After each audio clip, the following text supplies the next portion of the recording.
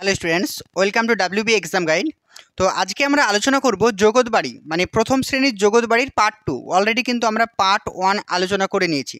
So জগৎবাড়ির নামকরণ কেন, কী জন্য জগৎবাড়ি বইগুলো মানে কেন প্রকাশ করা হয়েছে, সমস্ত কিছু আলোচনা করে নিয়েছিলাম। মানে এর আগের ক্লাসে আমরা কিন্তু 1 থেকে 20 পর্যন্ত প্রশ্ন আলোচনা করেছি। আজকে আমরা 1 থেকে 21 পর্যন্ত প্রশ্ন আলোচনা করব। তাই প্রত্যেকে 21-এর পর থেকে আমরা প্রশ্নগুলো আলোচনা করব। তাই প্রত্যেকে যারা নতুন অবশ্যই চ্যানেলটিকে সাবস্ক্রাইব করে রাখো, আর পাশে থেকে বেল আইকন অবশ্যই ক্লিক করবে।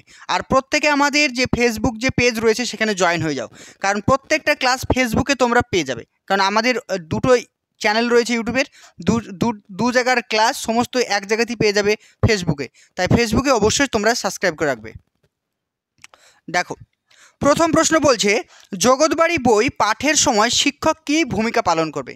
অর্থাৎ জগৎবাড়ি বইটি যখন আপনি বাচ্চাদেরকে পড়াবেন তখন আপনার কি ভূমিকা হবে। বলছে শিক্ষক বইয়ের গল্প, ছবি, আলোচনা ব্যবহার করে শিশুদের সক্রিয়ভাবে অংশগ্রহণ করতে উৎসাহিত করবেন, তাদের মতামত জানতে চাইবেন এবং শেখার পরিবেশকে আনন্দদায়ক ও সহযোগিতামূলক করে তুলবেন।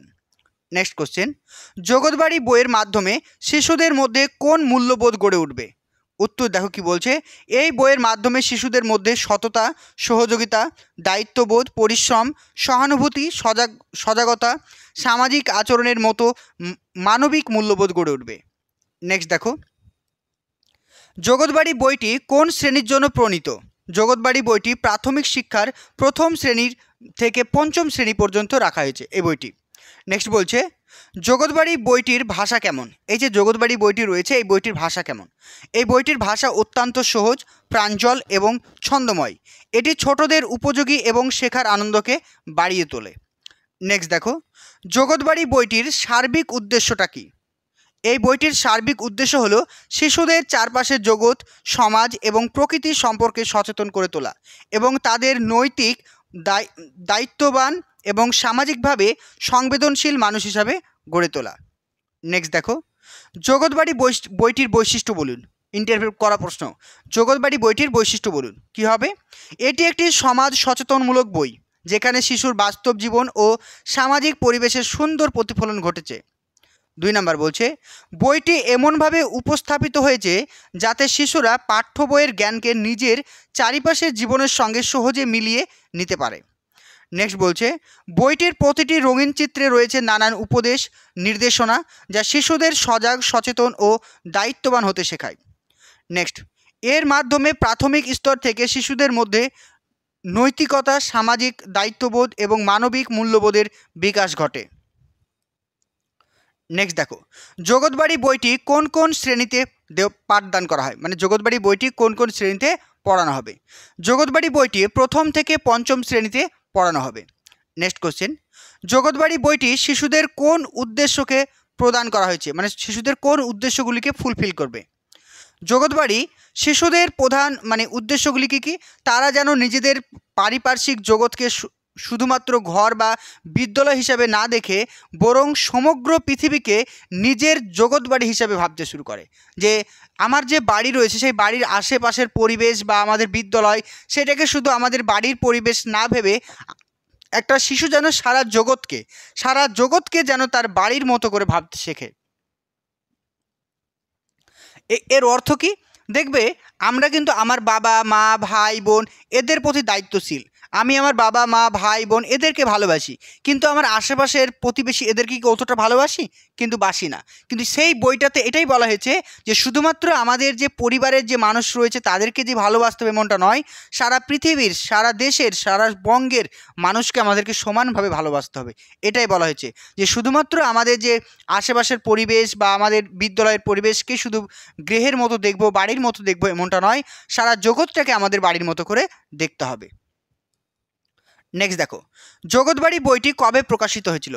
জগৎবাড়ি বইটি প্রথম প্রকাশিত হয়েছিল 2019 সালে। 2019 সাল থেকে দেওয়া হয়।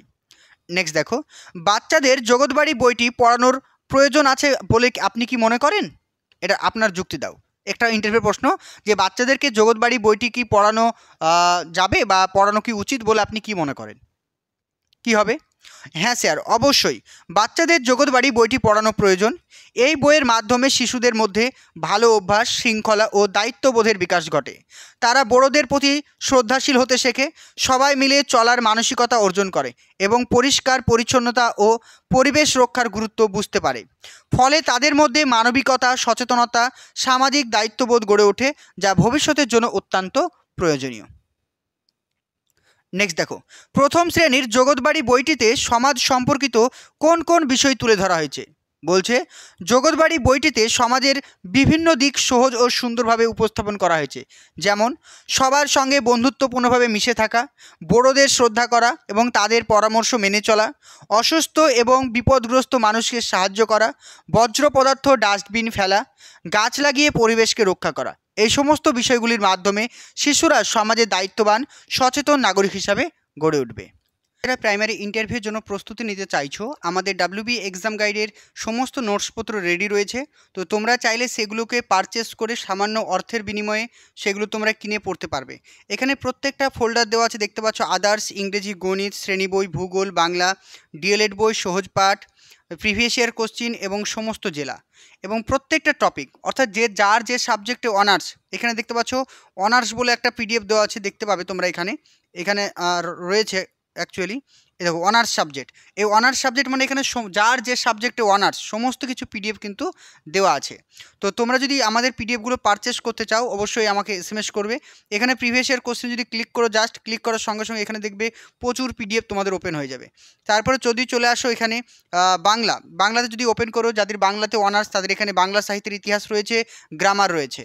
তাছাড়া যদি চলে আসি আমরা ইংরেজিতে যাদের অনার্স তারা যদি এখানে ক্লিক করো, এখানে প্রত্যেকটা ইংরেজি সাহিত্য থেকে কী কী প্রশ্ন আসবে সব কিছু দেওয়া আছে। এছাড়াও যদি আমরা শ্রেণী বইয়ে ক্লিক করি, অর্থাৎ এখানে দেখতে পাবো আমাদের শ্রেণীতে যে সমস্ত বইগুলো রয়েছে সেই বইগুলোর ভেতর থেকে কী কী প্রশ্ন করবে সব কিছু সুন্দর করে রাখা আছে।